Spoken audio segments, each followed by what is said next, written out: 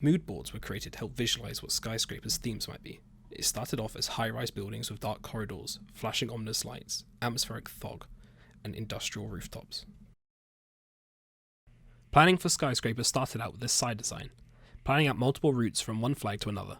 Multiple node maps were made to help solidify what I wanted the side paths to look like, before finally settling on this top-down view, detailing rooms, layouts, and paths. Skyscraper went through two major overhauls before settling on its final form. Version 1 and 2 were 8 to 10 player futuristic shooter capture the flag maps. The finished map, however, ended up being an 8 to 12 player deathmap match. Skyscraper started out as a small capture the flag map. It's set on the rooftops of 4 high-rise industrial buildings. There's a mixture of close combat quarters and long open stretches to fight in.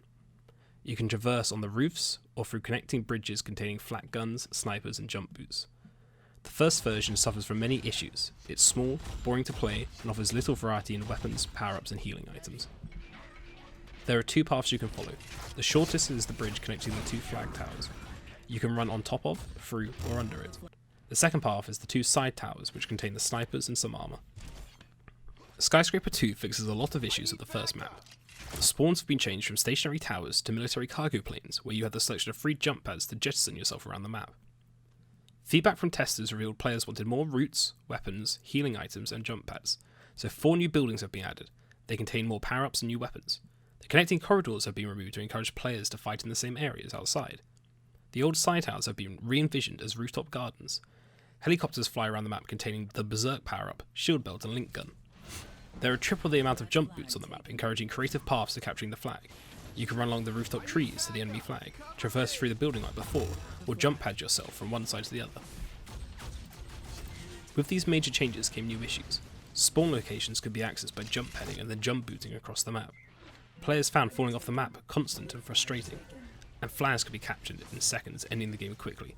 A drastic overhaul was needed to meet the concerns in the feedback. Skyscraper 3 was a new beast. The capture the flag game mode was done away with, replaced by deathmatch. The old spawn buildings and rooftop gardens have been repurposed as side locations, and a bigger and better skyscraper has taken the spotlight.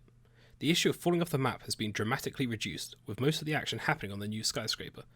New landmark locations help orientate the players. Close quarters gameplay has been expanded upon in new locations like the disco, bar, and construction zone. The sense of realism has been heightened by removing the floating planes and helicopters from the map. A surrounding city fills the skyline. High quality props help distinguish rooms, and dramatic lighting helps spices up the environment. Creating mood boards for locations help keeps them on theme, looking realistic and true to the real life counterparts. More guns and power-ups like invisibility and the Redeemer gives players more options to fight with. Players love being rewarded for exploring map 2, so the final version of Skyscraper has lots of hidden power-ups, guns and healing. The claustrophobic nature of small landing zones and tight buildings has been replaced with high ceilings, bigger areas and open skies. Every room, location, landmark and hideaway now has a purpose, and players will never be far from a fight.